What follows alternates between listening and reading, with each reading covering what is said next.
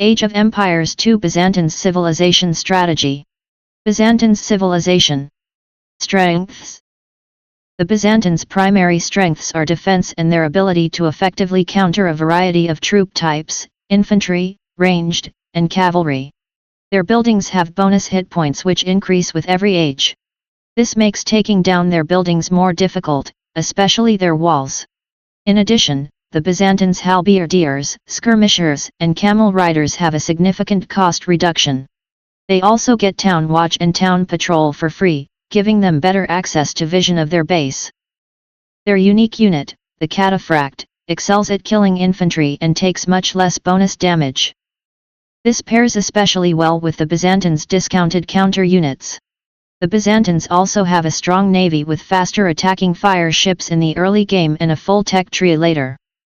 They also have great arbalesters and monks which, along with their discounted camel riders, are great offensive options. This is aided with a considerable discount when researching the Imperial Age upgrade, giving them a strong power spike. Weaknesses. Although Byzantines have a complete stable unit tree, their stable units are considered weak because they lack bloodlines and blast furnace upgrades. Their siege weapons are also fairly lacking, missing siege onager, heavy scorpion, and siege engineers. While their cataphracts might seem like a replacement for the paladin, it performs noticeably worse against cavalry and archers. Lastly, they lack an economic bonus, which means that they tend to struggle to play offensively outside of their powerful bonuses. Strategy. Typically, Byzantines will try to reach the castle or Imperial Age as quickly as possible, since that is when their tech advantages shine. They are perfectly capable of Dark Age rushing, drusing, or Feudal Age rushing, flushing, if they want to. Generally, the Byzantines will play defensively due to their cheaper counter units and poor economy. One should always be careful to keep enough of an offensive threat to prevent the opponent from taking control of the map and securing themselves a position that the player cannot push. In the Castle Age, crossbowmen and camel riders are the Byzantines' best offensive options, as the former has all technologies, and the latter is significantly cheaper. The discounted Imperial Age will help the Byzantines in this regard, as it means they can get the power spike of Imperial Age technologies faster than their opponent. Monks are also very strong, thanks to their faster healing rate, giving them extra value when they are not converting. Byzantine castles are infamously hard to kill thanks to their extra hit points, but with the Byzantines' weak economy, they are better used defensively. In the Imperial Age, the Byzantines have a long list of viable options, and the player should use this flexibility to adapt to the enemy's main composition. The Cataphract will be the ideal backbone of a Byzantine army, with its solid statistics, though it requires a significant investment. A Cataphract army can be backed by a full trash composition of elite skirmishers and halberdiers, or with more powerful but more expensive arbalesters or hand cannoners and heavy camel riders or monks. Bombard cannons are the ideal siege choice of the Byzantines, though siege rams are a viable alternative depending on the situation. Bombard towers are also strong, thanks to plus 40% hit points and splash damage with Greek fire. On water, the Byzantines are one of the best during the early game. This is due to the faster firing rate on their fire galleys, giving them the most powerful Feudal Age water unit, as galleys lose to fire galleys and demolition rafts are not an effective enough counter to compensate. On mixed maps, this allows them to gain an early economic edge, which helps alleviate the Byzantines' main weakness of a weak economy. Later in the game, the war galley and later galleon take over as the main water units, decreasing the Byzantines' power relative to other naval powers. Even then, they still have every naval technology apart from heated shot and faster firing dromons, so their late game still remains above average.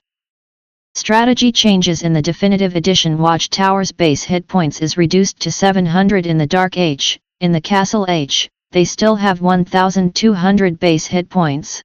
Despite this, the Byzantines can still perform a tower rush, and can partially circumvent this nerf, as their HP bonus still applies. It is just a bit harder to make it and succeed. Update 39,284 reduced the food cost of the elite upgrade of the Cataphract and the Logistica technology to 1,200 food and 800 food, respectively, encouraging their use. Alliances. Byzantines make great support in team games, as they have several defensive bonuses that can aid their allies. Their HP bonus for buildings greatly helps their team, as it allows them to create strong defensive structures. The Byzantines are also good in the flank position, as it allows them to use their strong offensive options well and place walls and towers at the front. Their team bonus is useful for any ally that will use monks. Having a wide tech tree, most team bonuses will help them at some point of the game. Armenians, their warrior priests benefits from the Byzantine team bonus, and fortified churches are helpful for a team turtle strategy. On top of this, the Armenian team bonus provides +2 line of sight to all infantry, including the cheaper Spearman line of the Byzantines. The Armenians also cover the early game that the Byzantines struggle with, as they can improve all their infantry one age earlier. Aztecs, the Byzantine team bonus furthers the effectiveness of the Aztecs monks, and the Aztecs have the strong early game that the Byzantines lack. Cumans, the Cuman team bonus stacks with the Byzantine hit point bonus for buildings in the case of palisades, making them more useful in the Dark and Feudal ages. On a team that includes both civilizations, the Byzantines should be the player that should support their Cuman partner with palisade walls.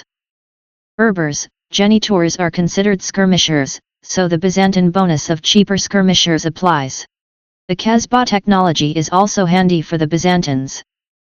Bohemians, the Bohemian technology Hussite reforms changes all the costs of monks and monastery technologies to food instead of gold, making their Imperial Age monks a powerful tool.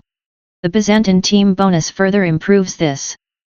Ethiopians, the Ethiopian team bonus comes handy for defensive civilizations such as the Byzantines, as it improves outposts by giving them +3 line of sight and removing their stone cost. The Ethiopians also provide good archers since the Feudal Age for covering the Byzantines' early game weaknesses. Georgians, their team bonus reduces the cost of repairing, which a Byzantine ally will appreciate for their already sturdy buildings. The Georgians also have good monks and are one of the 2 civilizations with access to fortified churches, which can complement a defensive strategy.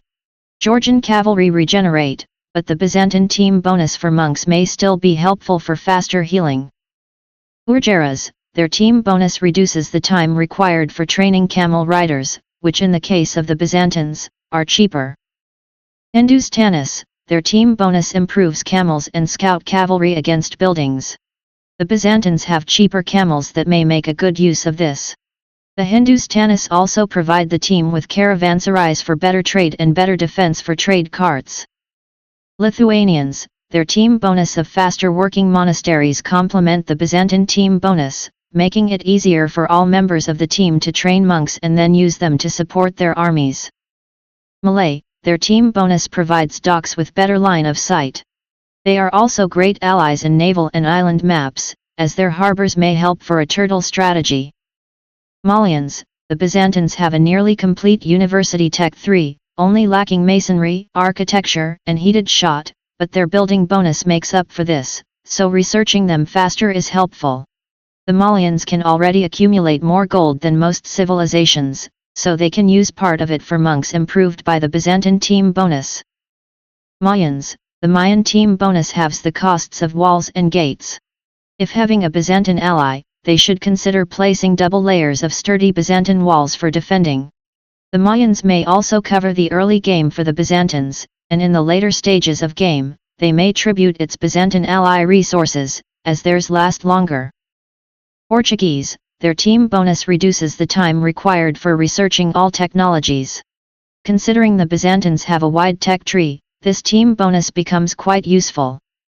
Slavs, the Slav team bonus reduces the reliance on houses for supporting population, as military buildings provide +5 population, barracks, archery ranges, stables, and siege workshops. They also have good monks that can make use of the Byzantine team bonus.